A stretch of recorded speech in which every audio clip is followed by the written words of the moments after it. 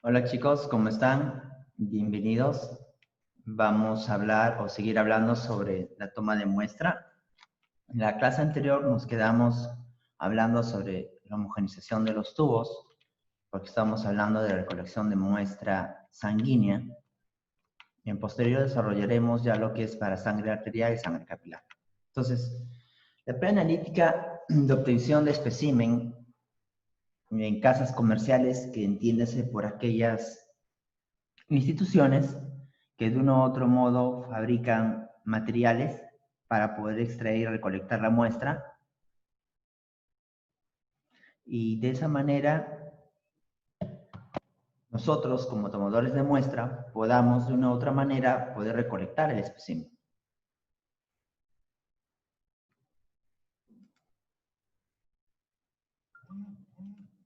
Muy bien. Entonces, vamos a hablar qué dicen las casas comerciales. Ya hemos visto en la clase anterior que según la CLSI existe una secuencia que es para tomar los tubos, la orden de los tubos. También nos indica hasta los fabricantes hasta dónde debe de llenarse.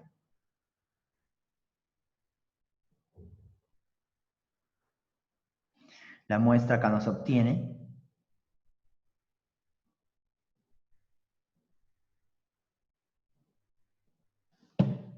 Ahora sí vamos a continuar con nuestra clase. Entonces, después de haber recordado un poco la clase desarrollada la semana pasada, ahora vamos a ver qué nos dicen los fabricantes con respecto a la toma de muestra. Muy bien. Aquí tenemos un inserto que pertenece a BD Diagnostic de Sistemas Preanalíticos. Esta empresa, dentro de su catálogo, cuando vende los tubos de ensayo, nos dice lo siguiente. Nos dice estos detalles. Dice que el sistema de recolección de sangre en BD Container es una alternativa segura para la recolección de muestras de sangre venosa con la mejor calidad. Una venopunción exitosa y la obtención de muestra de calidad empieza con la apropiada elección del sitio y los dispositivos adecuados para llevar a cabo. Acá la empresa nos recalca que siempre debemos saber o tener en cuenta la zona donde vamos a hacer la punción. Recuerda, los mejores sitios de venopunción son los siguientes. Ya tenemos la vena basílica, la vena cubital media y la vena cefálica. Muy bien, ¿qué más nos dice BD dentro de su inserto? Muy bien. BD nos dice también lo siguiente, que BD nos dice que en su técnica de recolección de sangre, ellos utilizan un detector de luz ultravioleta para poder ver las venas, y de esa manera uno se pueda guiar para poder extraer la muestra de sangre como alternativa. Y asimismo indica que donde se va a hacer la punción debe haber o generarse un ángulo de 15 grados. También nos menciona en el segundo gráfico, que me he salteado, disculpen, nos menciona que ellos utilizan un sistema de extracción al vacío con expulsador de las agujas. ¿Qué más nos dice el fabricante? Nos dice que una vez ligado la muestra, para poder encontrar el sitio de punción, una vez que se hace la punción debe desligarse. Y cuando se obtiene la muestra debe hacerse las homogenizaciones correspondientes. Y nuevamente el expulsor, el capuchón, el sistema al vacío, que tiene un cobertor, que también es un expulsor automático, para de esa manera evitar punzarnos nosotros mismos o otra vez al paciente. Aquí vemos donde está el puntero, mano derecha, aquí vemos su sistema al vacío. Aquí está el capuchón, el holder, el portatubo, depende de la denominación. Aquí está su sistema al vacío, de la aguja recolectora, y aquí está el capuchón protector. Es decir, una vez que nosotros tomamos la muestra, vamos a empujar hacia adelante este protector para así evitar lastimar al paciente y evitar nosotros mismos. Ahora, BD también nos indica o dice lo siguiente, que también tiene un sistema de extracción de sangre al vacío por la técnica de alita. Esto que ven aquí, donde estoy señalando con el puntero láser, es una alita, que normalmente antes o aquí en nuestro medio se solía utilizar para de una u otra manera poder ponernos algunos medicamentos. En la actualidad ya no se utiliza.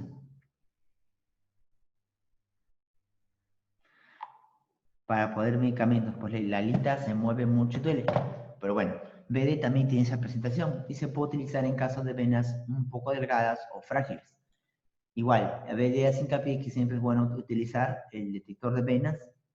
Ahora, este detector de venas, para hacerle hincapié, cuando uno no tiene experiencia para extraer sangre, si no puede ver o no tiene la profundidad de la experiencia, entonces por más que tú tengas un detector de venas, si no sabes la profundidad, no tienes experiencia en sacar sangre, es lo mismo que nada. ¿Qué más tenemos por aquí? Por aquí tenemos la alita, que está en su protector estéril. La alita siempre se coge por los extremos y se inserta donde está la vena. Luego hay que fijarlo, la alita, con un esparadrapo, o algunas versiones de BD tienen en los extremos de la alita un adhesivo especial que puede permitir que se adhiera a la piel. Y luego que se adhiere, recuerden que al extremo está el capuchón, donde van a insertarse todos los tubos que queremos traer la muestra. Luego de ello, se va a extraer, se va a tapar la zona y eliminar este material biocontaminado.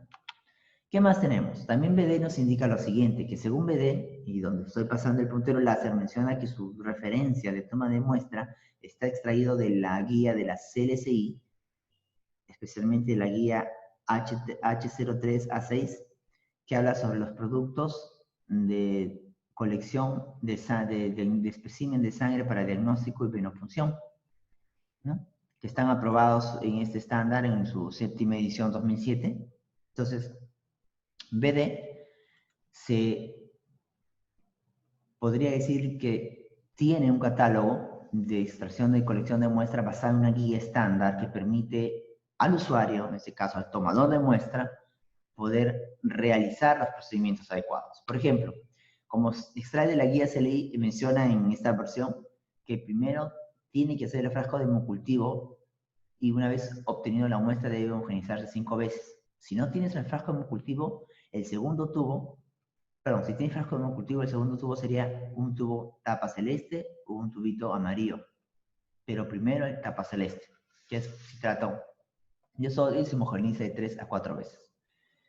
El gel separador de química clínica, que también se homogeniza 5 veces. Si de repente alguno de ustedes ya toma muestra de sangre, o todavía no, pero los que hayan tomado dirán, profesor, pero eso no se homogeniza, solamente si tomas y dejes se coagula. Pues déjenme decirles que según los indicadores de los fabricantes, como el BD, dice que sí se homogenizan.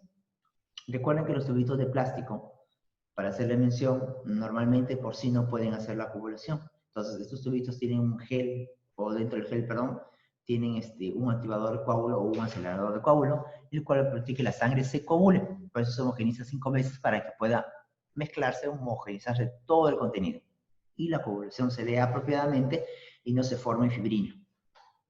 Muy bien, luego nos dice que sigue tubo sin anticoagulante, tubo gel separador de trombina, ¿no?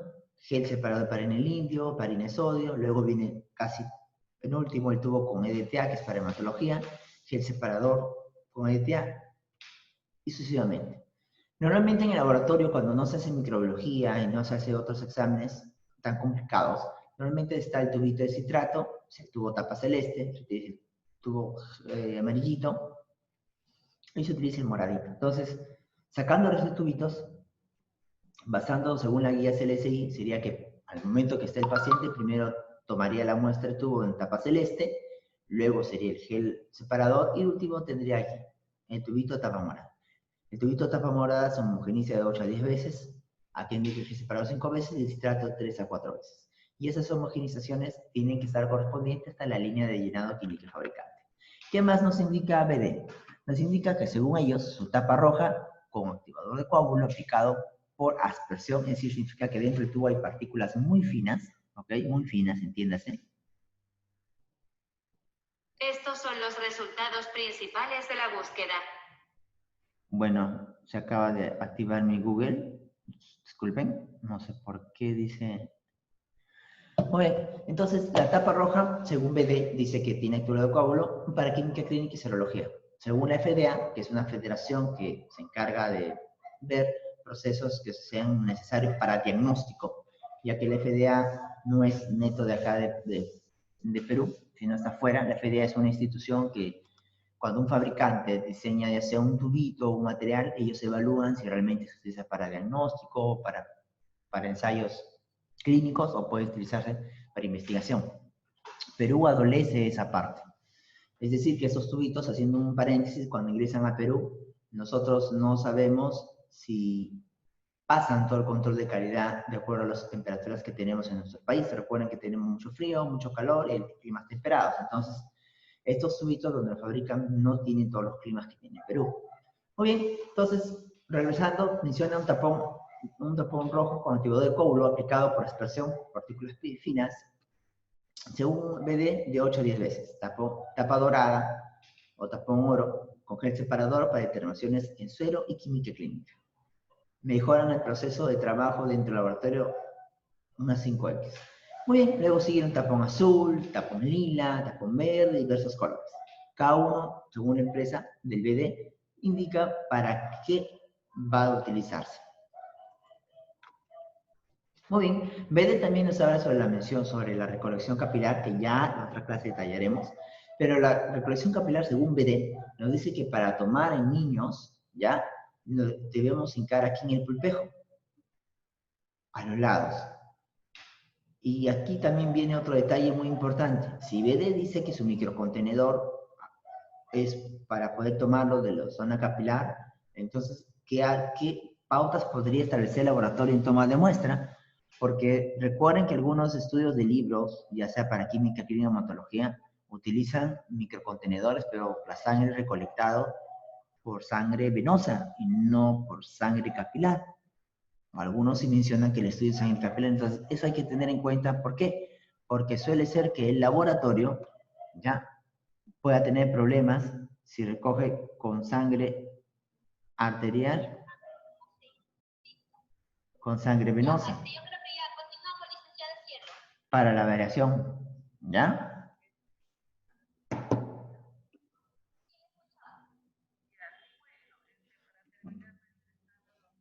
Muy bien, ahora también menciona que en este caso para los prematuros o los RN, si es que no se puede sacar de la yema de los dedos, del talón a los costados. Entonces se va a punzar con una lanceta especial y se va a obtener la muestra. Igualmente, va a ser el tamiz de grupo sanguíneo, biometría hemática, química clínica. También nos menciona BD que, según ellos, en su inserto, dicen que cuando hablamos de microcontenedor, ellos tienen también se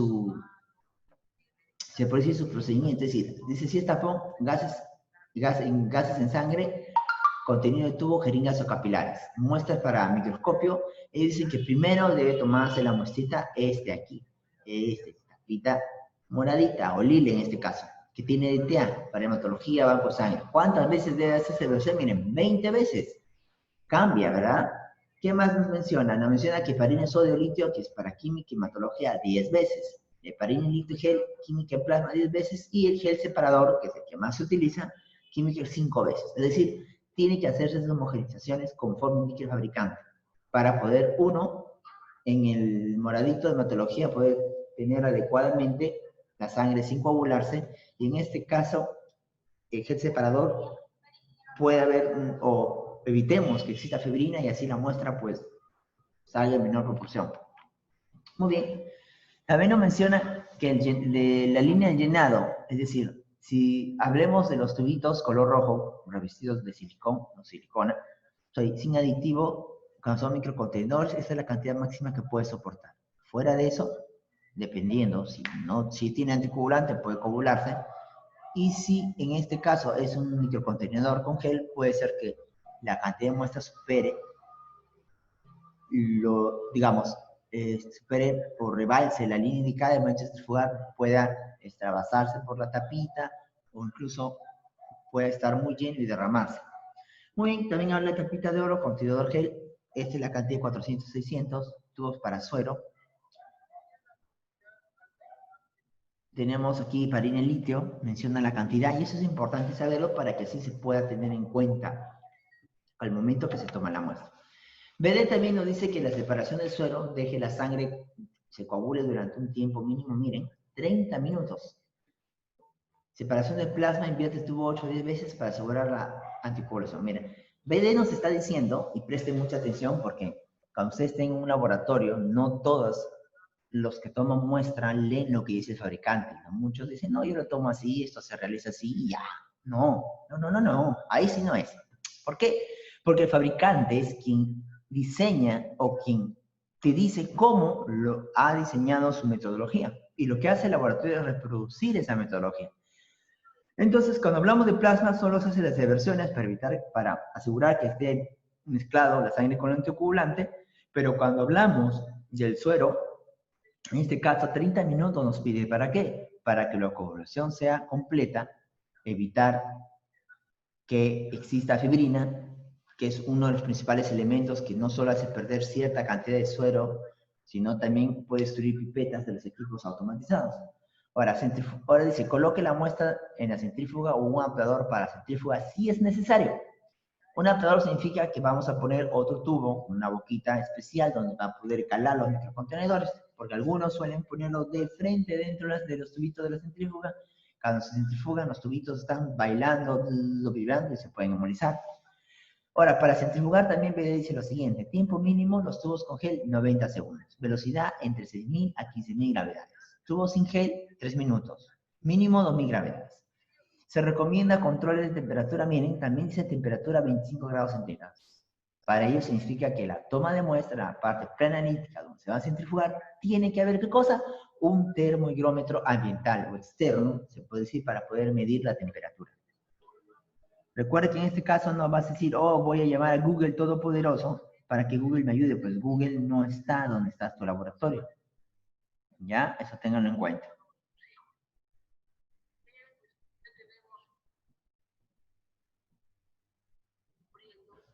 Muy bien, sigamos. ¿Qué más tenemos por aquí? Muy bien. Ahora, de la centrifugación BD nos dice también algo muy importante. De todos los materiales que pueden ser de plástico, gel, tubo, vidrio, nos dice que ellos utilizan esta terminología que es RFC. Aquí RF significa fuerza de centrífuga relativa. Y el tiempo, que para ellos es importante. ¿Por qué? Ahora vamos a ver. El necesario exige que se ve controlada la temperatura y en todos los tubos con gel usados en centrífuga de ángulo fijo se sugieren 15 minutos. Miren.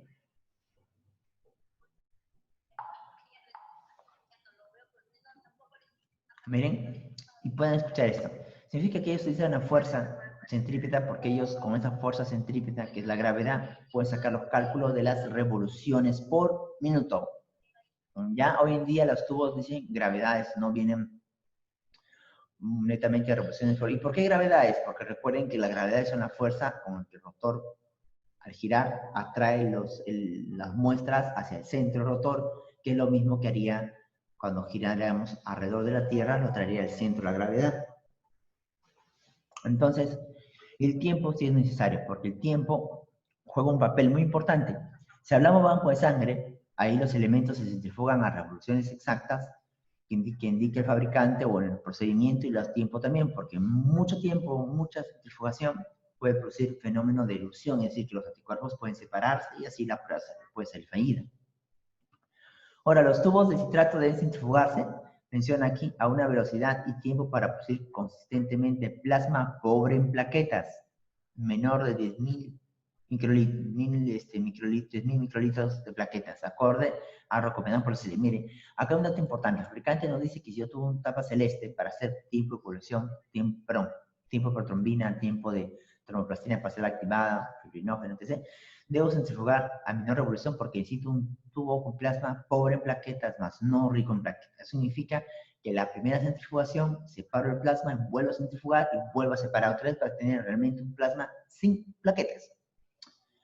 ¿Qué más? Los tubos pueden ser centrifugados a velocidades y tiempos diferentes, además del mencionado en la tabla también la fuerza centrífuga puede ser 2.000 gravedades a 4 minutos, 1.500 gravedades, 2.000 gravedades a 10 minutos. Esto sugiere para los tubitos que son RCT. Vamos a ver su producto. A ver si están por aquí los tubitos RCT. Muy bien, no, los RCT no están aquí en su lista, pero hablan los tubos que puedan mencionar el fabricante.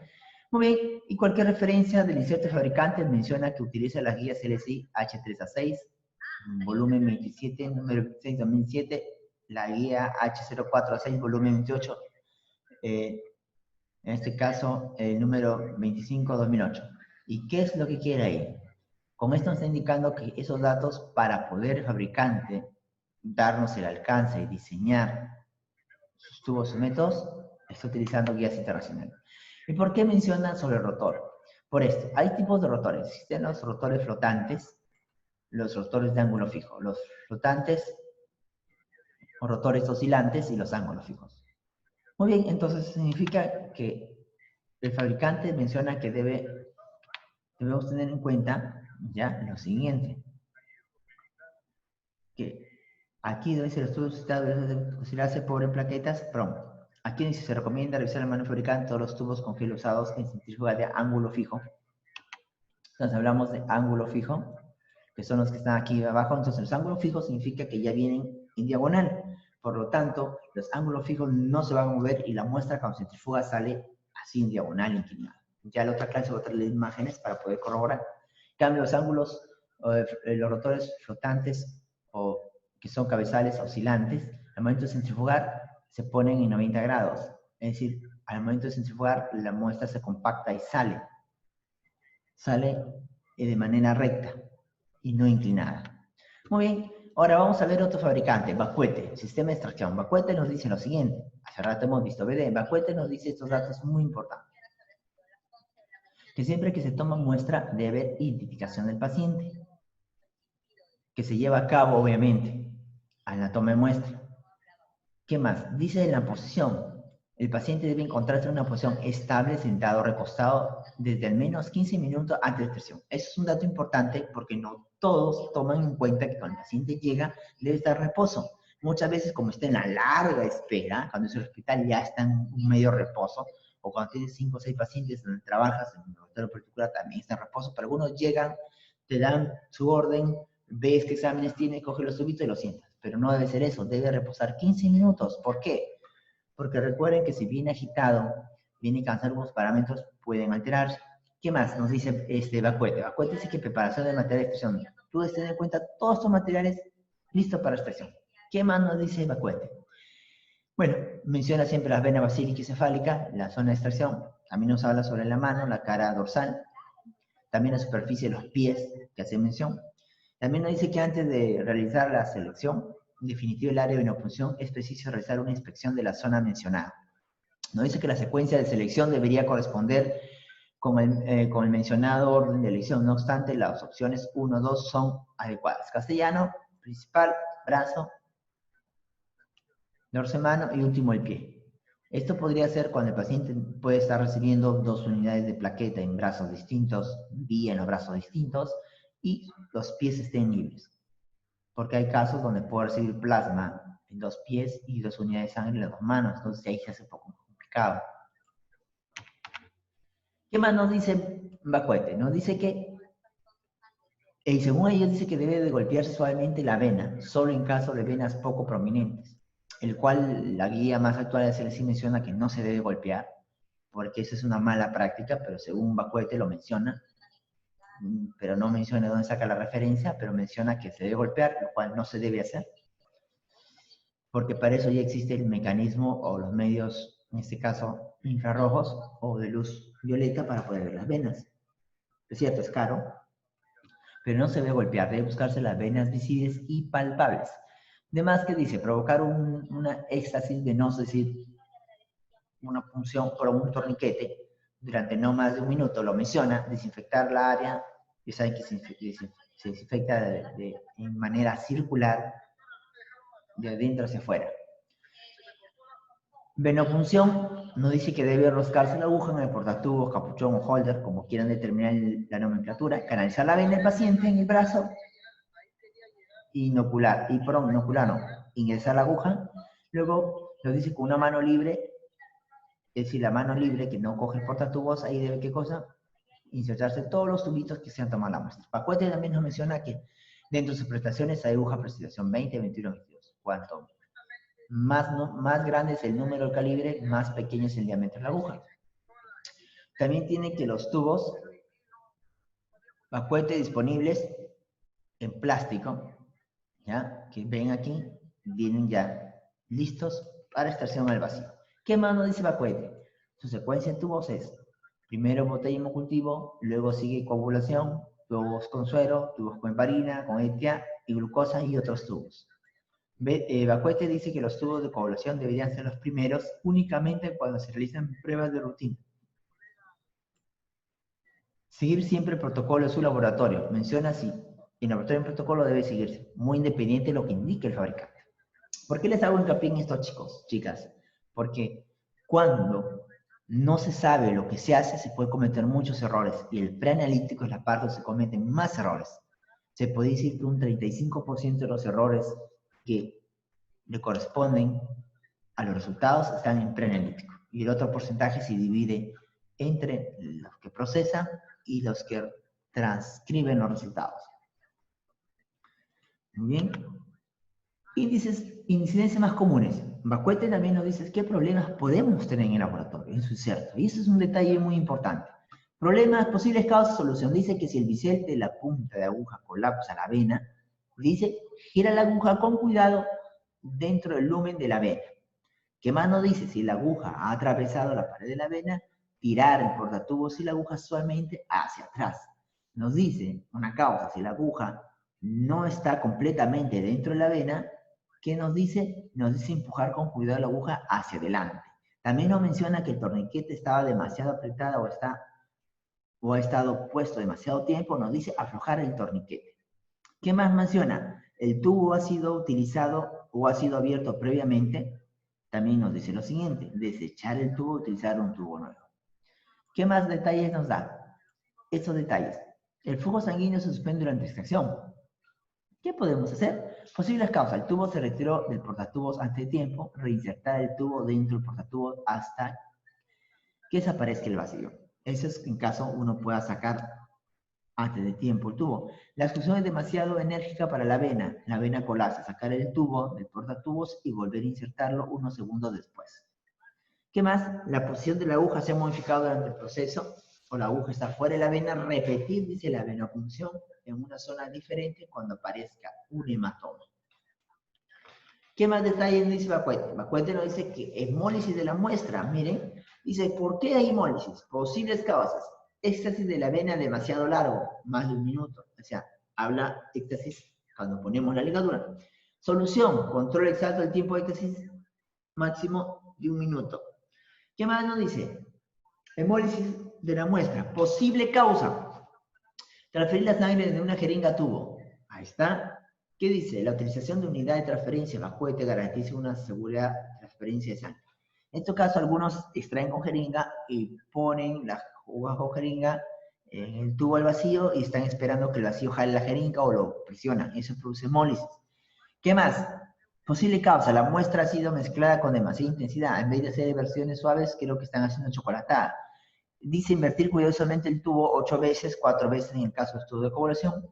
Dice que los tubos no han sido llenados adecuadamente. Un detalle, como se puede decir hemólisis. Asegurar que el tubo ha llenado correctamente hasta la señal indicada de la etiqueta. Homogeneización de la muestra. Nos dice que tras la toma de muestra, todos los tubos deben invertirse cuidadosamente 8 veces para tubos de coagulación.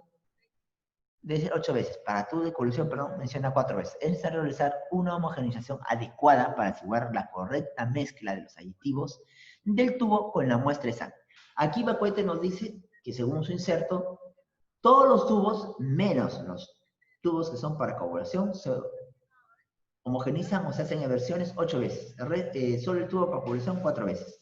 Mientras que en BD nos indica homogenizaciones de acuerdo a la guía selección. En cambio, acá Vacuete nos indica que de acuerdo a lo que han hecho su estudio, ellos solamente en su marca, cuando tengan Vacuete, los que no son de coagulación, 8 veces. Los que son de coagulación, 4 veces.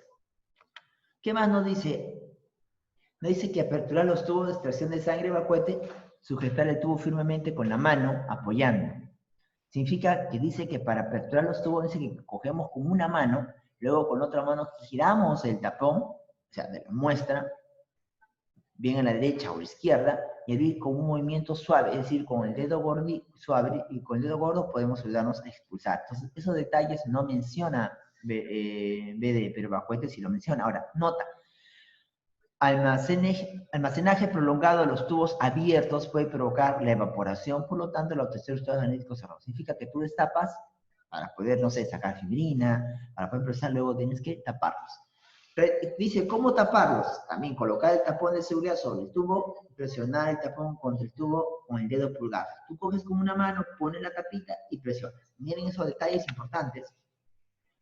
Bacuete nos dice lo siguiente también, en cuanto a la centrifugación de sus tubos. Para plasma rico en plaquetas, para plasma pobre en plaquetas y para plasma libre de plaquetas, hay 150 gravedades, 1500 gravedades, 2000 gravedades y el tiempo. ¿En qué ocasiones va a suceder eso? Cuando tienes tubo tapa celeste. Muy bien, me dice que cuando tengo tubos de suero, ya, los tubos de coagulación son tapa celeste. Cuando tengo tubos de suero, menciona suero con gel, suero con granos. Con gel, 1800 gravedades, mínimo 1500 gravedades, tiempo 10 minutos. Tubos de plasma, tubos con heparina y gel, EDTA y gel, etc. Aquí están las gravedades y el tiempo.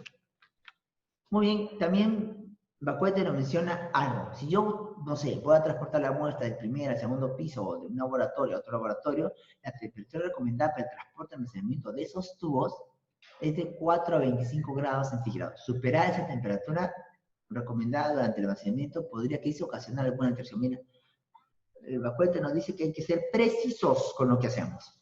Otro es evitar la exposición de luz directa en almacenaje y transportar la muestra, especialmente en caso de analitos fotosensibles como la bilirrubina. La bilirrubina es un analito que se va degradando con la luz, por lo tanto, recomienda el fabricante que hay que protegerlos, hay que taparlos. Ustedes pueden ir a laboratorios cualquiera y hacer un sondeo para que ustedes sepan si los laboratorios cuando transportan bilirrubinas protegen las muestras. Bueno, va a ser que la mayoría igualito les da. ¿Qué más nos dice Bacuete? Los tubos de suero deben centrifugarse transcurrido, miren, 30 minutos, no antes. Ojo, desde la extracción de la muestra. Importante, dice, el tipo de centrifugado o centrífuga utilizada influye en la estabilidad de la barra gel. Sí. El uso de centrífuga con rotor oscilante, lo que mencioné hacia adelante, no había tenido un gráfico, acá hay un gráfico, permite la obtención de una barra en gel más estable. Mira, cuando es un rotor angular, permite la obtención de una barra de gel más estable. Cuando hablamos de un oscilante, significa que cuando centrifuga la muestra se pone en 90 grados, y miren, ahí está, la centrifugación compacta. Cuando es de cabezal fijo o rotor fijo, así sale la muestra inclinada, ¿ya? ¿En qué momentos perjudica? Cuando tú tienes muy poquita muestra o el paciente está muy, o se puede decir que el paciente sufre poliuria, está deshidratado, hay bastante paquete global, poquito plasma, significa que plasma o poco suero, significa que hay muy poca cantidad y el problema está que estando inclinado, la aguja del equipo va a bajar y va a chocar en el gel, se obstruye y bueno, pues a llorar se ha dicho. ¿Qué más dicen? La centrifugación debería centrifugarse entre 15 a 24 grados centígrados. Miren los detalles. ¿Qué tubos? Los tubitos de presentación son de 13 por 75. Pueden ser como sin rosca y pueden ser de 1 ml, 2 ml, 5 ml la presentación. ¿Qué más nos dice el fabricante? Que pueden ser tubitos hasta el 13 por 100, para que tengan en cuenta de los 16 por 100, cuando ya son de 5 o 6 ml, cuando quieren utilizar. ¿Para qué? Para sus equipos, selección de muestra, para referenciar. Bueno, los tapones Bacuete menciona que hay tapón estándar 16 de 13 y tapón para retaponeado, para retaponearlo. Estos son cuando tú quieres comprar tapones aparte para poder tapar las muestras. ¿Qué más nos dice? Esas tapitas previenen el efecto del aerosol, seguridad absoluta durante el transporte, retaponado sencillo y evita el contacto con sangre del paciente. ¿Qué más nos dice Bacuete? Bacuete nos dice que cada uno de esos tubos tiene una secuencia. Dice que extracción, tiempo transcurrido. Suero, coagulación, 30 minutos. Centrifugación para análisis, hasta el análisis debe pasar 2-3 horas. Hablamos con suero o suero con gel. Cuando hablamos de heparina, cuando hablamos de heparina normal, entre 2 a 3 horas debe ser procesado. Y cuando es con gel, para análisis hasta 24 horas. Y cuando hablamos con gel, el análisis se transporta procedimiento puede pasar 24 horas. Cuando no, menciona. Esos datos importantes, ¿para qué? Para que ustedes, chicos, cuando estén trabajando en preanalítico, tomando muestra, no cometan esos errores. De que, ay, me han hecho que se transporte así, se lleva así. Pero ¿de dónde él sabe? Ah, ahí está, pues. Se lee el inserto, se coge el tubito, y está utilizando la empresa, y si dice Vacue TPD, se busca el inserto. Si no lo tiene que buscar en internet, ver los detalles y tener en cuenta. Porque el saber un poco más nos hace mejor cada día. Por último, tenemos a Provacueter, que son los que mayormente yo he utilizado en el trabajo. ¿Ok? Entonces, hago hincapié porque puede ser que ustedes también lo utilicen. ¿Ya? Entonces, detallemos lo siguiente. Improbajuete nos dice que el sistema de recolección va de las siguientes. Los tubos siempre son tubos al vacío, obviamente, códigos por color. Dice que los tubos, los aditivos, las concentraciones, los volúmenes, etc. Y las recomendaciones, miren, que a quién utiliza la guía, pero ¿qué guía H1 así? Que habla de tubos y aditivos para recolección de sangre venosa, una norma aprobada, pero la primera edición. La norma internacional que utilizan es la ISO 6710, que habla sobre una guía de recolectores de uso único para recolección de sangre venosa, y la norma, esta norma 14820, que habla de recolectores de uso único para muestra de sangre venosa humana. Miren qué tales guías presenta, este Improbacuete, y buenas guías, por cierto. Si las pudieran conseguir, o yo las consigo, las pasaría. Son excelentes. Muy bien, algunos tipos de tubos contienen aditivos en diferentes concentraciones que dependen de la cantidad del vacío y proporción necesaria para la sangre. Observar cada paquete, ojo, cada paquete o etiqueta para conocer la cantidad de aditivo específico y un volumen aproximado de llenado. El aditivo seleccionado depende de la prueba que se vaya a realizar. ¿Qué más dice esta empresa de Improbacuete? Nos dice que para los tubos con suero hay sin aditivo, con activador de gel coágulo, tubo de procoagulación, tubo con gel activador del coágulo. Nos menciona sus códigos, sus colores, sus presentaciones, que son datos muy importantes, ¿ya? También nos habla sobre el almacenamiento. ¿Qué nos dice esta empresa? Que el almacenamiento de los tubos de 425 centígrados también los expresa en Fahrenheit, y a menos que exista otro aviso en el envase de etiqueta, todos los aditivos líquidos son incoloros e inodoros, es decir, no tienen color ni olor. No se utilice si han cambiado de color. Es decir, si tienes un tubito donde el gel ya no es transparente, sino, no sé, en vez de pacaya, amarillo o otro color, debe de eliminarse. El activador coagulante puede ser blanco o marrón. El fluoruro y el salato pueden ser de color rosa pálido. Mira, indica incluso qué color va a venir sus geles dentro de los tubos. Dice, no utilizar si el color ha cambiado. El EDTA o activador de coágulo que recubren por pulverización la pared del tubo pueden tener una apariencia de color marrón. Esto no afecta el rendimiento del aditivo LDTA. Dice, si hay una variación de color solo en el LDTA, debe tomarse la muestra. No utilizar los tubos después de su fecha de caducidad. Los tubos expiran el último día del mes y año indicado. ¿Qué más dice? La altura. Miren, un dato importante para recolección, para la recolección, una elevada altura, o sea, alrededor de los 400 metros, recomendamos el uso de tubos específicos diseñados para altitud local real de acuerdo con las necesidades del cliente. El vacío en estos tubos compensa la presión. Miren, este dato importante no lo mencionan las otras empresas, pero esta empresa sí lo menciona. Muy bien, ¿qué más tenemos por aquí? Su recolección y manipulación de muestras. Dice que el orden, de acuerdo a la guía, va de la siguiente manera. Mira, primero cultivo, otra vez repetimos lo mismo para colación, para sueros, con heparina, etc. Miren, ¿por qué? Porque estoy utilizando aquí guía, la guía de la CLSI H3A6, como lo utiliza BD. También notas importantes, tips que dice la empresa. Así que los tubos con gel separador, con activador de coágulo o con anticoagulantes son clasificados como tubos con aditivo. Estos tubos deben tomarse después del tubo de coagulación, tapa azul, y antes de otros tubos aditivos. Miren, Kahneman dice que los tubos con aditivos no deben ser tomados antes de la coagulación. Si se recoge conjunto de tubos de sangre, el primer tubo en la serie serán los de menor volumen de llenado. Por lo tanto, si una muestra de coagulación se toma primero, se recomienda tomar primero un tubo que no contenga aditivos. Ahora, para llenar el conjunto de tubos de espacio muerto con la sangre, este paso garantiza una adecuada coagulación. Nos sigue detallando que aunque los estudios han demostrado que las pruebas de TP y TPTA no se ven afectados si se toma primero este tubo o al último, es recomendable establecer un segundo tubo para otros ensayos. Miren, acá la empresa detalla que si tú lo tomas en la orden que no es, no se afecta, pero te sugiere que deberías seguir la secuencia para poder estandarizar los procesos. Cuando se utiliza un sistema de jeringa para tomar muestras grandes, parte de la sangre de la segunda jeringa se debe utilizar para la precoagulación. ¿Por qué? Porque los factores o las plaquetas o factores de coagulación van a estar activándose.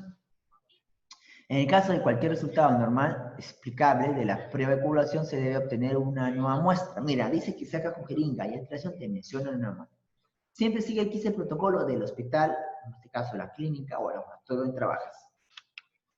Ya terminando, tenemos tubo de activador de coágulo, ¿ya? Y su tubo activador coágulo, procoágulo, ETA y tubo con gel. Todo ese grupo de tubos, aquí la empresa los dice que todos son de 5-8 versiones, a pesar que utiliza la guía, pero recomienda que son 5-8 versiones. Solo el tubo con citrato de 3 a 5. Dice que una inversión consistente en girar de arriba hacia abajo. ¿Qué más nos menciona? Para destapar, miren, ahí da más detalles. Se sujeta con una mano el probacuéter, con una mano colocando el pulgar en la tapa, miren, colocando el pulgar en la tapa, se gira a la derecha o a la izquierda y se jala hacia arriba. Igualmente para tapar, se tapa, se gira y con el pulgar se empuja hacia abajo. Miren, esos detalles son importantes porque no solamente es destapar y ya, la empresa está recalcando cómo debe de hacerse, cómo debe hacer sus procedimientos. Instrucción, cuando hablamos de coagulación, que indica el fabricante, nos dice lo siguiente: el tiempo mínimo recomendado para la coagulación de los tubos en gel o activador de Coagulum Pro o Aqueter es de 30 minutos.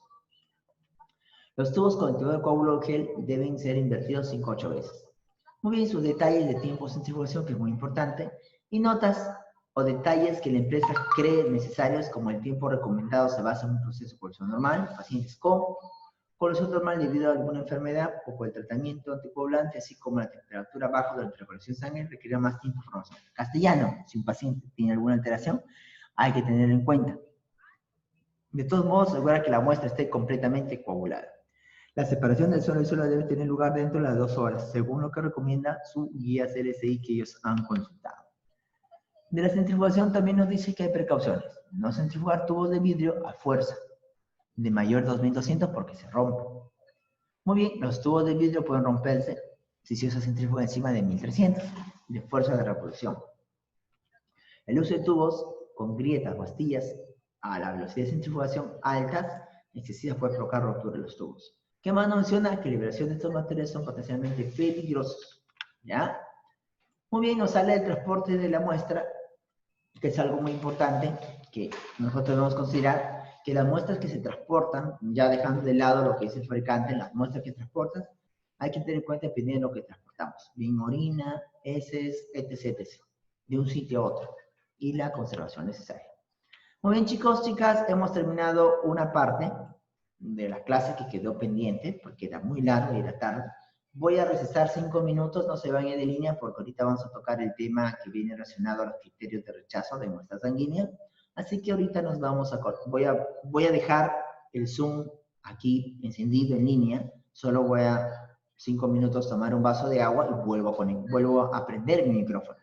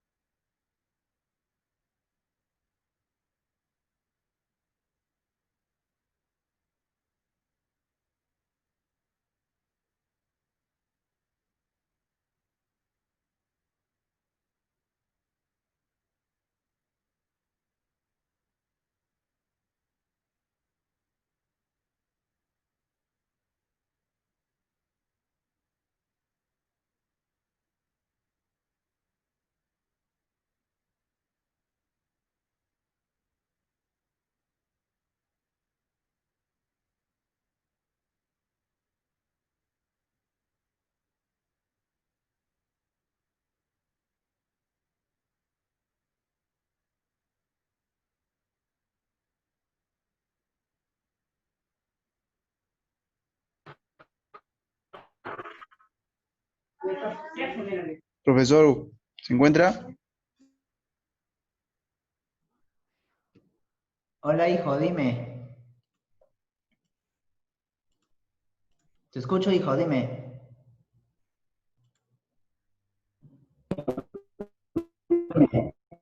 Una pregunta, ¿todos esos tubos que usted ha mencionado se utilizan dentro del laboratorio clínico? No te escucho bien, hijo. ¿Cómo dices? ¿Me escucha, profe? Y ahora sí te escucho, hijo. Que si todos los tubos que usted ha mencionado, todos los tubos que usted ha mencionado son utilizados dentro del campo del laboratorio clínico. Sí, así es. En los laboratorios donde hacen analitos especiales, ahí están. La mayoría de tubos. No todos, pero la mayoría está ahí.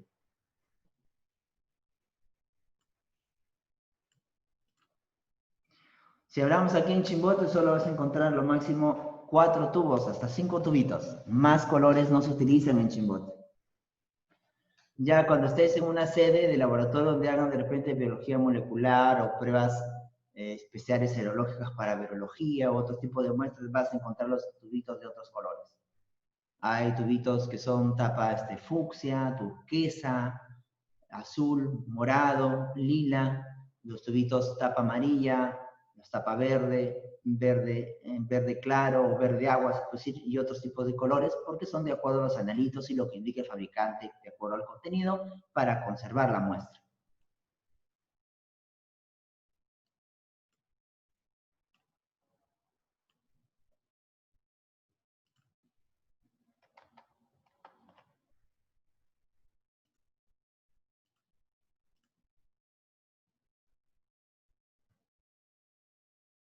Muy bien, vamos a comenzar con la tercera sesión. Vamos. Muy bien, empecemos. Muy bien, vamos a hablar de las muestras no adecuadas, que son criterios de rechazo de las muestras. Muy bien. Hay una pregunta siempre grande que uno se tiene que hacer. ¿Conocemos la situación de la fase preanalítica en Perú? Hay pocos datos, casi nulos datos, en los cuales no sabemos qué es lo que pasa en el Perú en la fase preanalítica. Hay pocas publicaciones de lo mismo, algunos motivos por los cuales se cometen errores, no existen datos sobre ellos. Ahora, la alta demanda de pacientes siempre crea una presión en el personal de trabajo con rapidez y se piden los criterios de una buena toma de muestra. Eso siempre hay que tenerlo en cuenta porque se supone que a mayor volumen de gente se prefiere rapidez, pero lo que se va a perder es la calidad en la obtención de la muestra. Hay errores de equivocación de tubo, muestras mal llenadas, mala recolección de las mismas, muestras anualizadas y diversos problemas. Ahora, lo que se busca o lo que deberíamos de tener dentro del laboratorio en cuenta es que por más demanda que haya, se debería tener en cuenta todos los errores que se cometen o que cometemos personalmente o ya sea en grupo y anotarlos en un libro de ocurrencias, un cuaderno de ocurrencias. ¿Para qué? Para mejorar, para ver cuáles son los errores consecutivos, sacar una estadística y mejorar. No para que digas, ¿sabes qué? Si tú no eres bueno para esto y te vamos a botar la empresa. No. Sí sé que para ello se debe utilizar un ciclo de aseguramiento de calidad. Es decir, la parte preanalítica es la parte donde hay varios procedimientos, como están preparación del paciente para toma de muestra, competencia del personal, evaluación de pruebas, recepción y acceso a la muestra y transporte de la enfermera. Todos esos puntos antes de que se procese. Entonces, en el preanalítico se debe implementar un ciclo de aseguramiento de calidad.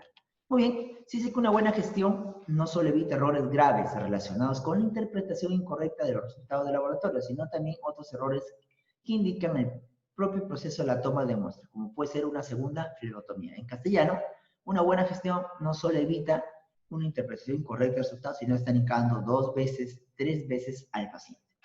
Si es que el objetivo de la fase preanalítica es obtener una muestra con calidad para que el resultado de estudio sea verídico tanto para el paciente como para el médico. Muy bien, se puede decir que dentro del preanalítico existen estas partes. Uno de ellos es solicitud de pruebas. Habla sobre la prueba solicitada incorrectamente. También se tiene en cuenta solicitud de prueba mal interpretada. Cuando hablamos de estos dos puntos, si hablamos de pruebas solicitadas incorrectamente, es algo que lo hace el clínico, más no el laboratorio. Si hablamos de solicitud de prueba mal interpretada, ahí sí tiene que ver parte del laboratorio, porque recuerden que el laboratorio, si no puede entender lo que el médico dice, entonces puede facturar una prueba por otra. Muy bien, ¿qué más? Del paciente. El paciente preparado incorrectamente, no se le da las indicaciones, como por ejemplo, se le dice, vamos a hacer un examen de triglicéridos, pero al paciente no se le indica cómo debe prepararse, se le dice ayuno, 12 horas, el paciente va a contar sus 12 horas, pero como por ejemplo, mañana que se tome la muestra, 12 horas, el laboratorio abre a las 8, si va a ir a las 8 de la mañana, significa que tendría que acostarse 8 de la noche, ¿ok? Pero se supone que antes de las 8 de la noche que se acueste no debe consumir nada de grasa, ni con fritura, huevo, queso, mantequilla, etc. Entonces, como no se le da esas indicaciones, el paciente lo consume sin tener una preparación incorrecta, una preparación adecuada, y por lo tanto, al momento de procesar, los valores salen elevados. ¿Qué más? El paciente va identificado. A veces viene el paciente y ¿qué suele suceder? Que se le dice, o a veces algunos pacientes tienen, o algunas familias tienen por costumbre poner nombre del hijo, del nombre del papá al hijo. A veces el apellido y nombre son lo mismo, entonces a veces puede llamar a José Jiménez, va el padre, lo tomas equivocadamente el padre y más no al hijo, entonces todos esos datos son datos que hay que tener en cuenta. Muy bien, cuando hablamos de transporte, el transporte de la muestra en condiciones inapropiadas. Muchas de las muestras que, perdón, antes de pasar al transporte, disculpen, vamos a recogidas, me estaba salteando. Cuando hablamos de recogida, significa que la muestra recogida en un recipiente equivocado o con el aditivo en el tubo de recogida equivocado. Y eso se entiende que uno está distraído, se equivoca de muestra o de tubo a recolectar. La muestra mal etiquetada es otro. A veces no se verifica por la apurancia y se etiqueta mal. Bueno, hoy en día no todos los laboratorios imprimen etiquetas, la mayoría escribe a mano y a veces lo escribe mal o escribe como para que ellos nomás entiendan. Recuerden que si escriben a mano tienen que escribir para que todo el mundo entienda la letra. Muy bien, cantidad inadecuada de la muestra recogida. Si fallaste en el tubo, si es con anticoagulante, sin anticoagulante, imagínate que coges el tubo correcto, pero una cantidad adecuada. Como por ejemplo, hay pacientes que a veces necesitan sacarse 2, 3 tubos con gel, y a veces sacas uno solo, y encima llenado menos de la mitad, se centrifuga, hay mucho paquete globular, sale poco suero, ¿y qué vas a hacer? Imagínense que tienen que pasar varios exámenes, varias áreas. ¿Qué más? Vamos a ver el transporte. Transporte de la muestra de conciencia apropiada significa que cuando yo llevo una muestra, ya sea, no sé, un laboratorio mismo en Chimbote, imaginemos, transportar una muestra desde Electra hasta la Plaza de Armas, en solo ese camino, en solo ese trayecto, ya, pongámoslo más riguroso, desde el centro de Chimbote, de la Plaza de Armas hasta Nuevo Chimbote, y en ese camino significa que el cooler viaja ¿con qué? Con sus gel pack, es decir, unos geles especiales que van a mantener la temperatura, van a mantener frío, pero debe haber dentro un termómetro de mercurio interno y otro externo que indique la temperatura en que está viajando la muestra. Pero no, eso no suele suceder y aquí no lo van a encontrar, que algún laboratorio lo haga. Retraso en el procesamiento y tiempo de transporte demasiado largo. Aquí también es otro punto importante, el retraso en el procesamiento. 2 horas no lo centrifugan, la muestra sigue de centrifugar, el tiempo de transporte es demasiado largo. Dijeron para la 1 de la tarde y recién 2 de la tarde está llegando a que lo procesen. Tiempo de centrifugación inadecuado. Eso lo indica el fabricante, cuántas revoluciones va a centrifugar cada tubo, o depende lo establece el laboratorio. Y esos datos hay que, porque si centrifugan demasiado, la muestra, por ejemplo, en caso de banco de sangre, lo voy a repetir, puede haber ilusión, es decir, los anticuerpos se separan. Muy bien, de los analitos o análisis, instrumentos no calibrados correctamente, que eso corresponde al analítico y posanalítico. Pero bueno, vamos a centrarnos en el plan. Aquí hay un fluxograma, mano izquierda, voy a activar el láser. Bien, que hace mención de más o menos cómo funciona el laboratorio. Dice que cuando llega la solicitud de análisis, siempre existe identificación unívoca del paciente, información del paciente, datos. Siempre se pide el DNI y se dice enérgicamente su nombre y su apellido. Ahora, la cita para toma de muestras, si fue hoy día, es para mañana de repente, obtención del espécimen, hay que comprobar la correlación solicitud-paciente, es decir, paciente, su nombre, qué exámenes se le están solicitando, por más que se facturó o está por facturarse. ¿Qué más? El registro de datos de identificación de quién realiza la toma de muestra. Eso es importante. En la mayoría de laboratorios que aquí en Chimbote solo toman la muestra y cuando tú dices, ¿quién le tomó la muestra a este paciente? Quería saber si está tomando un medicamento, pues su glucosa salió muy bajo y él salió muy alto. No, nadie sabe nada. O si tú dices, no, están tomando mucha muestra. Ah, yo tomé un tubito de más porque quería asegurarme. Recién levantan la mano, pero cuando alguien cometió un error, nadie dice yo fui, entonces debería ponerse el nombre de la persona que tomó para qué. No solo para decirle que mejore, sino para tener en cuenta que hay ciertos datos que el tomador de muestra debe haber preguntado y el área de análisis o de procesos lo necesita. Otra significación de los contenedores. Muy bien, conservación y preparación. Se dice que la conservación, según las instrucciones de la cartera de servicios, ve hacia todos los exámenes que ofrece la institución. Registros diarios de los contenedores remitidos, es decir, debe haber registro de cuántos entran, cuántas muestras salen, cuántas muestras entran. Identificación de la persona que prepara el envío, también es bueno saberlo porque a veces dicen, ¿quién preparó el envío? Nadie sabe. Se enviaron muestras faltando, etcétera, etcétera. Del transporte, sistema unificado de transporte, contenedores herméticos, es decir, si yo puedo transportar, no van a ir caminando por la calle con su contenedor de cooler, donde está la muestra como caperucita, la muestra se golpea, y se moliza. Ahora, identificación de la persona que prepara el envío, perdón, contenedores herméticos estancados y opacados a la luz, es decir, contenedores cuando hay exámenes como la bilirrubina, uno de ellos deben ser cubiertos para evitar de una u otra manera que la luz degrade el analito. Y también que los contenedores puedan mantener constante la temperatura, porque imaginemos que ustedes están enviando una muestra de orina de repente para que lo puedan procesar. Imagínense, no lo van a enviar un contenedor pues que esté caliente. Eso va a deteriorar la muestra. O también puedo decir hemólisis de la misma.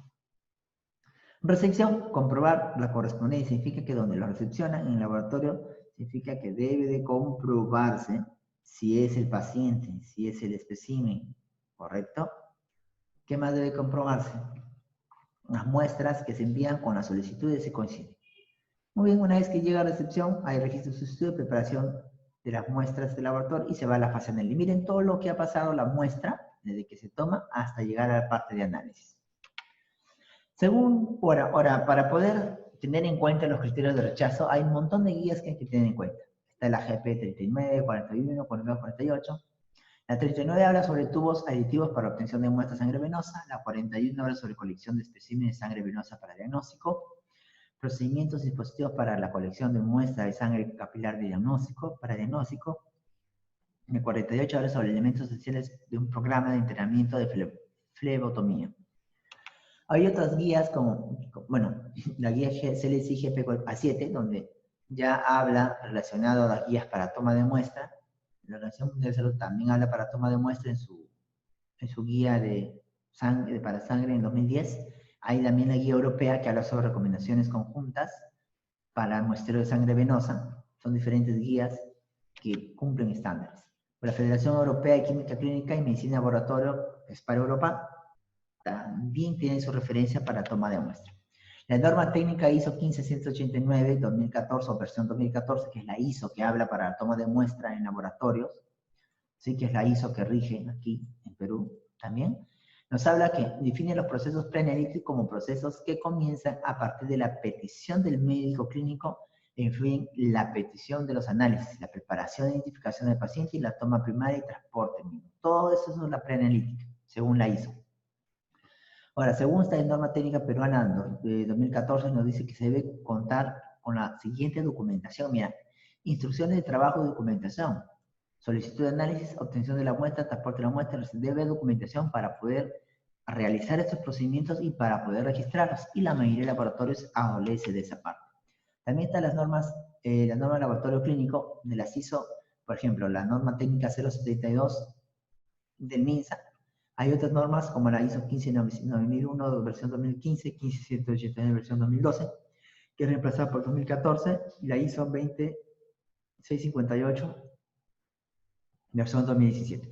Todas estas guías son necesarias que ustedes puedan buscarlo porque estas guías, algunas se obtienen gratis en internet, otras cuestan, como por ejemplo las de la CLSI cuestan, y si la encuentran están en inglés porque es la CLSI de los Estados Unidos, y bueno, eso hay que traducirlo. La ISO 20658-2007 no es que especifica los requisitos y recomendaciones de buenas prácticas para la toma transporte, la recepción y el manejo de las muestras destinadas al análisis del laboratorio clínico. También dice que este documento es aplicable a los laboratorios clínicos y otros servicios médicos involucrados en los procesos de preanálisis, que incluyen la solicitud de análisis, la preparación del paciente y la identificación, toma de muestra, el transporte, recepción y almacenamiento. Dice que esta guía no aplica a bancos de sangre. Miren, esta guía técnica, muy importante. La norma técnica peruana 072, de la que hablé de unidad prestada de servicios, menciona ciertos indicadores de calidad para la parte preanalítica. Se dice que debe registrar el pedido de análisis, el porcentaje de transcripción. Es decir, cada vez que hay análisis erróneos, deben anotarse. Cada vez que hay porcentaje de solicitudes con datos incompletos, también, para que tengan en cuenta cuáles son esos tipos de errores. Dice que la toma de muestra, indicador de calidad, miren. Porcentaje de recolección inapropiada de especímenes, es decir, los tubos que no están bien llenados. Porcentaje de venopunturas innecesarias y las veces que se repite. Incidencias con los pacientes. Problemas al explicar la toma de muestra. ¿Qué más? Porcentaje de espera prolongada de los pacientes ambulatorios. Es decir, la espera prolongada. Demoró mucho tiempo el laboratorio para tomar la muestra. Porcentaje de muestras perdidas. ¿Qué más? Porcentaje de resolución inadecuada, incumplimiento de órdenes de análisis de emergencia y de prueba de no realizamiento. Todos estos datos deberían estar registrados y todas las veces que uno falla, deberían anotarse para que el laboratorio pueda tener en cuenta dónde es su punto de quiebra, su talón de Aquiles para mejorar. Muy bien, el preanálisis o la preanalítica siempre está, resumiendo, generación de toma de muestra, proporción de instrucción de los pacientes, identificación del paciente, preparación para toma de muestra, se realiza la toma de muestra, preparación para el transporte, se transporta la muestra, se recepciona la muestra transportada y se almacena la muestra que no se analiza. Y recién hablamos que ya llegó a la parte de análisis. Según los requisitos de la ISO 2658, este es un ejemplo más o menos de los criterios que tienen que tener en cuenta, ¿no? Gestión de la solicitud, proporción, identificación, preparación, toma de muestra, preparación, transporte, y cada uno tiene formularios, por ejemplo, en generación de solicitud de un formulario, proporción del paciente de información a los pacientes usuarios, identificación del paciente, de ver, obviamente, y así ciertos requisitos y datos que se pueden agregar o tener en cuenta dentro de la toma de muestra. También habla de control de indicadores, por ejemplo, indicadores para el proceso de generación de solicitud, qué indicadores tiene, proceso para instrucción del paciente, ¿no? El volumen de muestras incorrecto, relación articulante, los tipos de indicadores que pueden tener en cuenta el laboratorio si desean mejorar. Entonces, la preanalítica es un porcentaje grande de error en el laboratorio. ¿Ya? Desde la toma de muestras hasta la distribución, incluso a los mismos tubos también.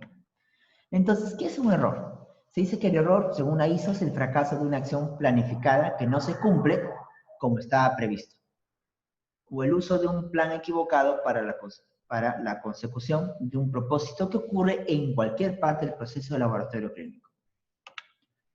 Muy bien, entonces, no olvidemos que para los criterios de rechazos también tenemos que tener en cuenta las variaciones preanalíticas. Se dice que de acuerdo a la prueba que se quiere realizar, ¿no? Hay que tener en cuenta las variaciones, ¿no? Si en este caso, las variaciones que se van a hacer o los indicadores, ¿no? Por ejemplo, si hay órdenes duplicadas, ¿qué acciones debemos tomar? Hay que ver los requisitos que son inapropiados respecto a la cuestión que tenemos que ver en cuanto a la duplicación de órdenes. Si hablemos, por ejemplo, de preparación del paciente, si se habla de dieta, postura de no hacer ejercicio o el tiempo de espera, ¿qué podemos hacer? Ver las muestras que se recolectan en el tiempo apropiado. Si hablamos de las muestras de que se van a recolectar para tener en cuenta, ¿no? Si la identificación del paciente, para tener en cuenta el volumen, la colección y las acciones o alternativas que se van a hacer, ¿no? Por ejemplo, si hay lipemia en las muestras, ¿no? Si hay criterio de rechazo o no. Y demás opciones o partes de variación preanalítica que hay que tener en cuenta, porque también va a haber la edad. Muy bien. La variedad en laboratorio hay una variedad biológica que tiene que ver con interindividual e interindividual. Interindividual, edad, sexo, raza. Interindividual con la relación con las personas. Pero esta variedad biológica, ¿qué es lo que hace? Afecta a la variedad analítica. La variedad analítica incluye la preanalítica, la analítica y la posanalítica. Muy bien, la variedad biológica afecta a la preanalítica y a la analítica. ¿Por qué? Porque la preanalítica es donde tomamos la muestra, donde vamos a ver la edad, la raza, el sexo, condiciones de alimentación, si estaba sentado, etc. Todo eso altera la preanalítica. Y si la analítica no está adecuadamente, altera a la analítica. Muy bien, entonces las variables precolección, los que hay que tener en cuenta es, por ejemplo, factores fisiológicos, edad, sexo, variación diurna, embarazo, ejercicio, dieta, estrés, postura. Son datos muy importantes que hay que tener en cuenta, porque el paciente cuando viene hay que hacerlo reposar, se toma la muestra sentado. Ahora, si el paciente está postrado, también hay que tener en cuenta, los valores no son los mismos, puede estar postrado mucho tiempo en el hospital o una clínica. Muy bien, entonces las variables que afectan a los analitos químicos, como la edad, la variación diurna. Por ejemplo, variación diurna tenemos, por ejemplo, un incremento de ACTH durante las mañanas. ¿Qué más tenemos? El cortisol, por ejemplo, AM, que se toma normalmente a las 8, tiene un pico más alto. Y suele suceder que algunos laboratorios particulares que trabajan con cierto porcentaje con los médicos, el paciente va a vivir a mañana, 2 de la tarde, igualito lo toma. No importa la hora, ya lo tomó. Pero recuerden que los valores en los picos establecidos, según literatura, ayudan al clínico a tomar decisiones importantes sobre el paciente. Por ejemplo, el estrés aumenta el ACTH, el cortisol. Entonces significa que estas hormonas, cuando van a tomar el laboratorio, el paciente tiene que llegar, sentarse, relajarse, si es posible leer un periódico, una revista de caricaturas, de chistes, para que se ría, se relaje, y así de esa manera el estrés, ya sea por miedo a la toma de muestra o que viene de casa, no afecte la muestra cuando se toma. Bien, ampliando. La hormona adenocorticotropina, ACTH, es más baja por la noche, aumenta con el estrés. Entonces al paciente se le pregunta en la toma de muestras, si está estresado, si está así renegando, el enojón, hay que relajarlo, o si no cambia actitud, en la muestra debe tomarse, podría anotarse como referencia que el paciente esté estresado o esté irritado, etc. ¿Para qué? Para que de esa manera, al momento que nos digan los valores no coinciden o el clínico se queje, nosotros sepamos qué es lo que pasó. Por ejemplo, la insulina es más baja por la noche y mayormente la prueba se hace en la mañana. Hormona de crecimiento más alto en la tarde, de tarde a tarde. Fosfatasa ácida más alta por la tarde. Entonces hay que tener en cuenta ciertos parámetros al momento de que toman la muestra para que no haya un error al momento de obtener el resultado.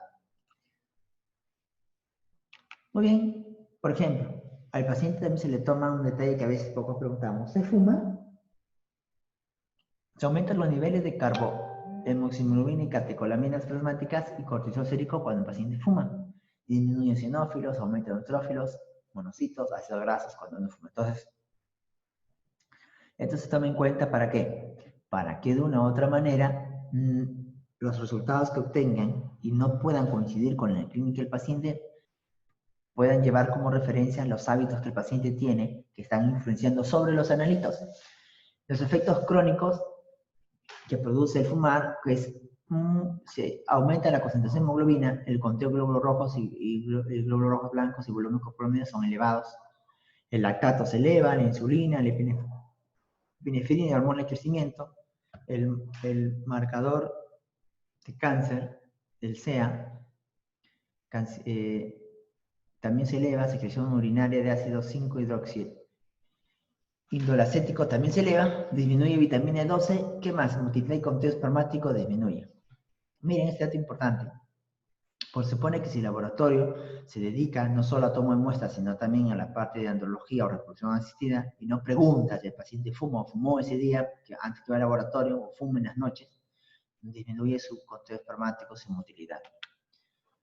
Muy bien, entonces, factores que influyen en la toma de muestra. Esto, el ayuno, metabolismo de lípidos, proteínas, glúcidos y derivados del metabolismo energético. Cuando el ayuno es muy prolongado, recuerden que normalmente 8 horas o 12 horas, algunas literaturas mencionan para el ayuno de glucosa, significa que cuando la glucosa ya se metabolizó, o sea, ya no hay glucosa, se produce gluconeogénesis que va a formar glucosa a partir de lípidos, proteínas, y eso va a permitir que se desplacen otras vías, haya ácidos grasos libres, y por lo tanto, la glucosa que se obtenga ya no es la glucosa real. Es decir, si el paciente está en ayuno y dice, no, hizo ayuno desde las 8 de la mañana, son 4 de la tarde, que no me tome, estoy berrinche con el clínico, deben poner paciente en no ayuno, o no ayuno adecuado, o no cumple los criterios.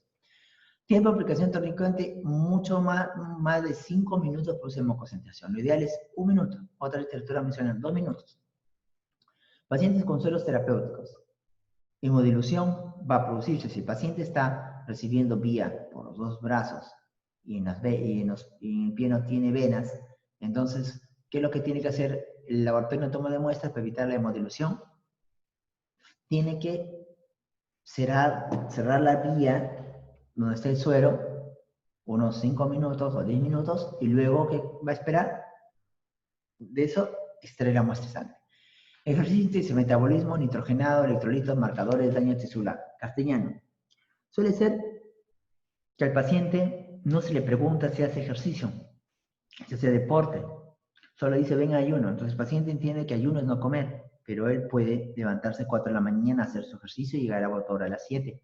Entonces, en ese caso que hace su ejercicio, ya podemos sobreentender que el paciente puede haber hecho un sobreesfuerzo físico y ha gastado mucha glucosa, se activó la gluconeogénesis, se metabolizó glucosa a partir de proteínas, por ejemplo, ácidos grasos, y eso va a producir que cuando se desplacen ácidos grasos se produzca beta-oxidación, hagan cuerpos cetónicos en orina, donde dejas orina con cuerpos cetónicos, una glucosa normal, incluso presencia de proteínas en orina propio del ejercicio, y entonces el laboratorio dice, pero si tiene glucosa normal, no es diabético.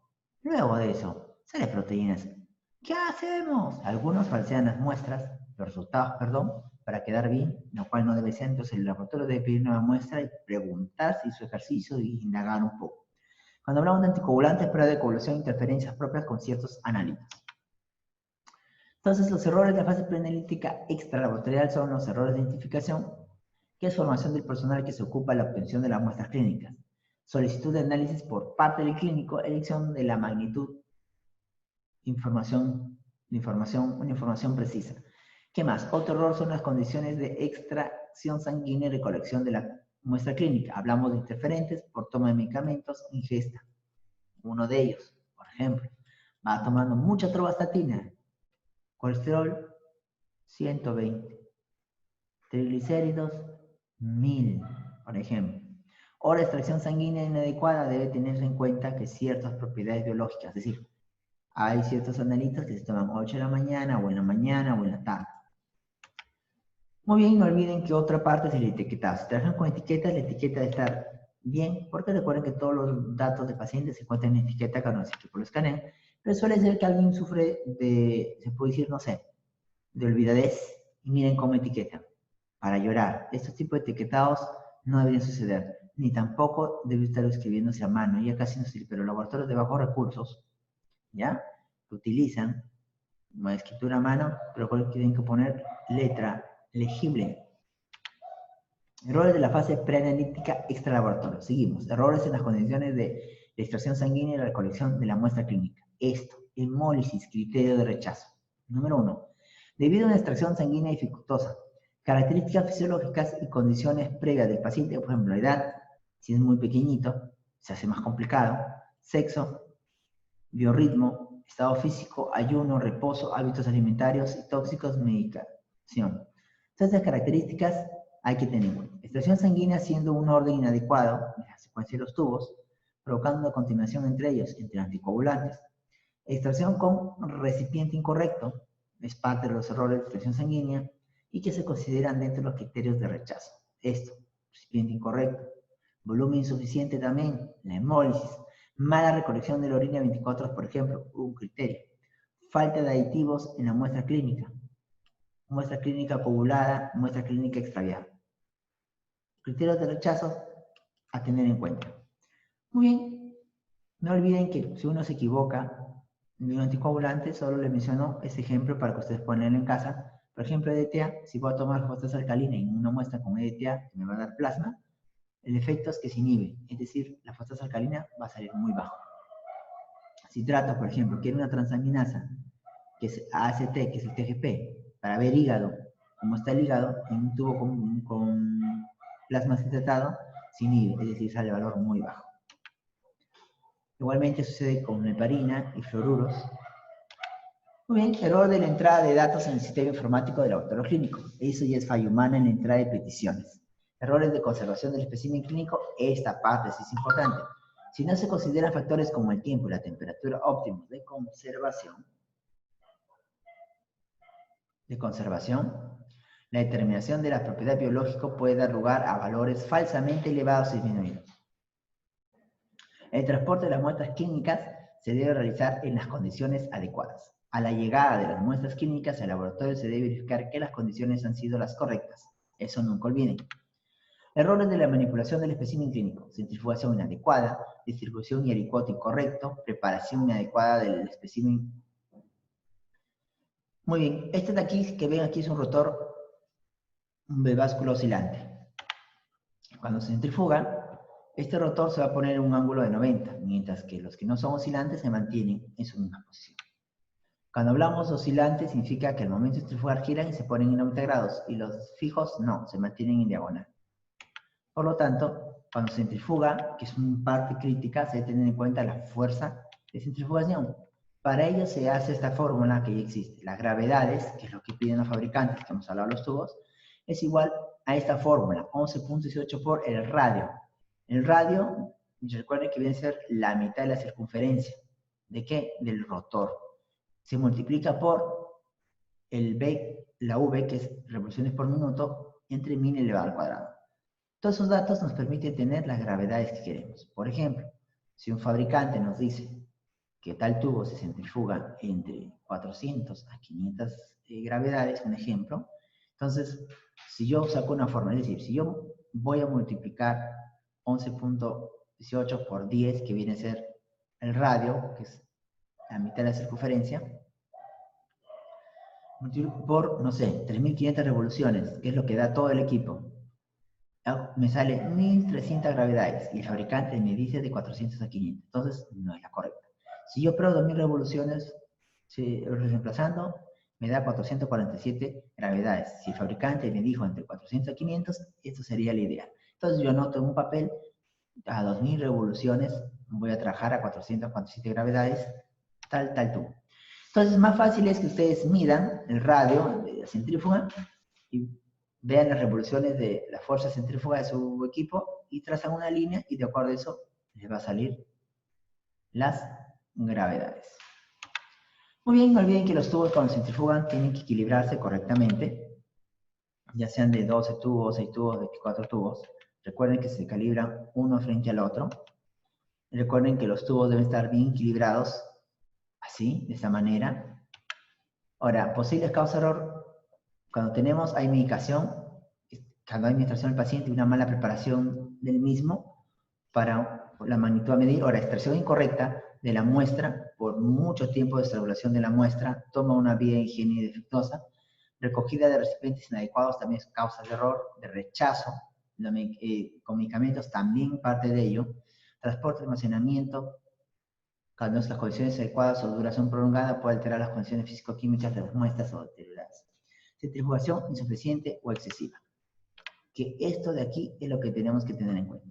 Muy bien, entonces la variación preanalítica interferentes, la hemólisis ya mencionada y explayada en este caso, la hemólisis, miren, grado de hemólisis. Eso produce, ¿qué cosa? ¿Por qué se produce? Puede ser por torniquete aplicado con demasiada fuerza, aspiración de fluido tisular después de pinchar la vena.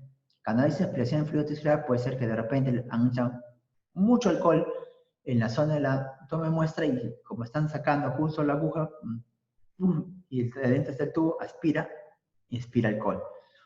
Transferencia de sangre a otros recipientes con jeringa, también produce hemólisis. Influencia de la temperatura, calor o frío. Transportes, si las muestras tocan elementos muy fríos, también se hemolizan, y congelación de sangre completa también se hemoliza. Entonces, la hemólisis, problema para encontrar la vena, es otro punto. Uso de aguja, calibre demasiado pequeño, también otro punto. Sangre muy lenta, expulsión de la sangre vigorosamente, todo, también otro punto, produce hemólisis. Tirar de un émbolo de jeringa demasiado rápido, produce hemólisis. ¿Qué más? Agitar o mezclar los tubos fuerte, produce hemólisis. Realizar la colección de sangre antes que el alcohol se haya, también produce hemólisis. Entonces, el efecto de la hemólisis dentro o cuando está en el tubito altera estos elementos. Uno es el LDH, la aspartato transaminasa, este es el TGO, También, ¿qué más tenemos? Tenemos que la glucosa puede verse alterado. Muy bien. ¿Por qué se altera? Recuerden que la hemoglobina, ¿ya? Cuando se libera o se hemoliza, va a haber dentro de los glóbulos rojos methemoglobina, cianomethemoglobina, desoximoglobina, carboximoglobina y oximoglobina. Es decir, algunos glóbulos rojos van a tener moléculas de oxígeno, otras no las van a tener, otros van a tener derivados metabólicos del mismo. Entonces, todos estos picos que ven aquí son las longitudes de onda que ocupan cada uno. ¿Por qué? Porque significa que cuando llevas una muestra hemolizada para química clínica, tiene que rechazarse. ¿Por qué? Porque imaginemos que el paciente tiene, los glóbulos rojos recogen methemoglobina, o pueden tener cianomethemoglobina. Entonces, significa que en este caso, o otros casos, que es desoximoglobina o carboximoglobina, dependiendo del que tenga, significa que si veo la carboximoglobina, significa que la carboximoglobina produce interferencia en longitud de onda de 480, de 500, 560, 580, 600 nanómetros. Y si yo tengo la glucosa, y la glucosa se procesa entre 500 nanómetros, entonces va a interferir. Hay que tener en cuenta. Y aquí vemos un aspecto de observación. Significa que normalmente una prueba cinética, así, según la constante de Michel-Mente, cuando ya en bioquímica ya lo van a ver, debe ser una reacción uniforme. Aquí vemos una reacción en la cual hay un pico en la lectura, una variación. Y esto puede verse a hemólisis, que puede interferir en longitud de onda, o ictericia. Bueno, la ictericia entiéndase por un proceso fisiopatológico, no necesariamente criterio de rechazo, es un proceso fisiopatológico, pues es una patología. Entonces, miren, produce también interferencia. Otro que es criterio de rechazo es la lipemia. La lipemia puede producir una reacción incompleta. Vamos a ver. Muy bien, entonces cuando se sale el haz de luz, que se utiliza para poder medir los analitos, puede ser que encuentre interferentes y la luz se disperse, entonces el equipo comienza a lecturar malas incrustadas. No olviden que la hemólisis suelta potasio, calcio, agua, cloro, sodio, magnesio, electratos oxigenados, estos elementos, ¿a dónde? Hacia el exterior. Del interior sale hacia el exterior, donde está el suero o plasma, se llama, se hemolizó. La lipemia también es un criterio de rechazo. ¿Por qué? Porque la lipemia es una turbidez, y esa turbidez interfiere en las lecturas. Los analitos no se leen adecuadamente. La ictericia es una elevada concentración de bilirrubina, es un proceso fisiológico. No es solamente un criterio de rechazo, pero es un punto a tener en cuenta porque la ictericia muy elevada evita que el equipo tenga problemas, pero evita que el equipo lecture bien las muestras y tenga problemas ¿con qué? Con algunos analitos para procesar, por eso debe hacerse las diluciones. Entonces la bilirrubina, de manera espectral y química, la bilirrubina, cuando hay hiperbilirrubinemia, ya que es un proceso fisiopatológico, significa que va también a interferir. ¿Y por qué le menciono acá? Porque no necesariamente criterio de rechazo, pero es para tener en cuenta el proceso de dilución. La lipemia sí, es un criterio de rechazo porque la lipemia tiene que ver con la preparación del paciente. Entonces, criterios de rechazo para el resumen de todo. Tipo de muestra inadecuado se rechaza. Discordancia entre datos de orden y muestra se rechaza. Ausencia de orden se rechaza. Tiempo entre toma de muestra y llega al laboratorio mayor de 2 horas se rechaza. Conservante o anticoagulante se rechaza. Presencia de coágulos en la muestra se rechaza. Relación de sangre anticoagulante se rechaza. Y errores de etiquetado se rechaza. ¿Qué más se rechaza? Hemólisis y lipemia. Y otros que ustedes de repente puedan considerar. Entonces no olviden que es responsabilidad del laboratorio tomar medidas que minimicen las fuentes de error, desarrollando procedimientos estándares que establezcan la preparación del paciente, la recolección de la muestra, los métodos de transporte y la preservación de las mismas. Muy bien, chicos, hasta aquí terminamos la clase. ¿Algunas preguntas por ahí, chicos?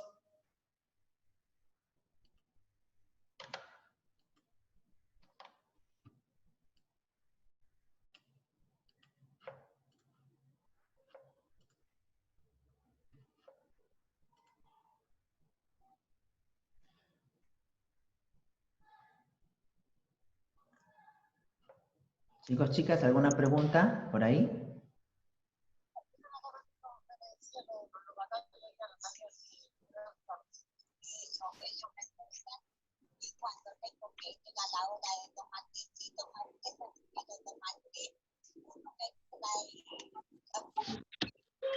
¿Me escucha, profesor?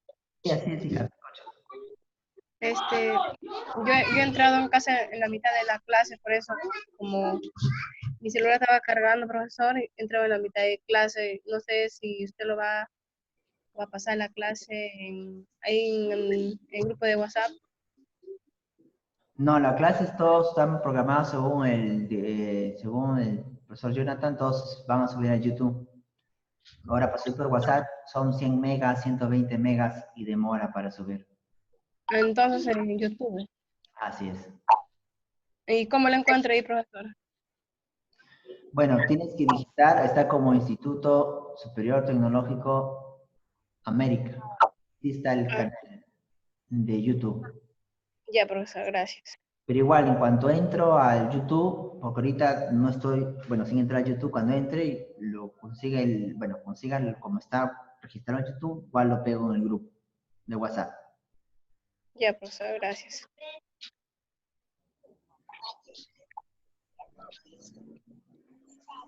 Muy bien, dentro de poco vamos a desarrollar el siguiente curso que es gestión de inventarios, así que, bueno, voy a cerrar en este caso el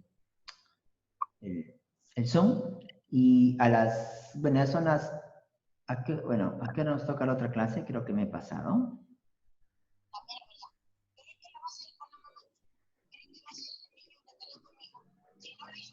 Ya, muy bien.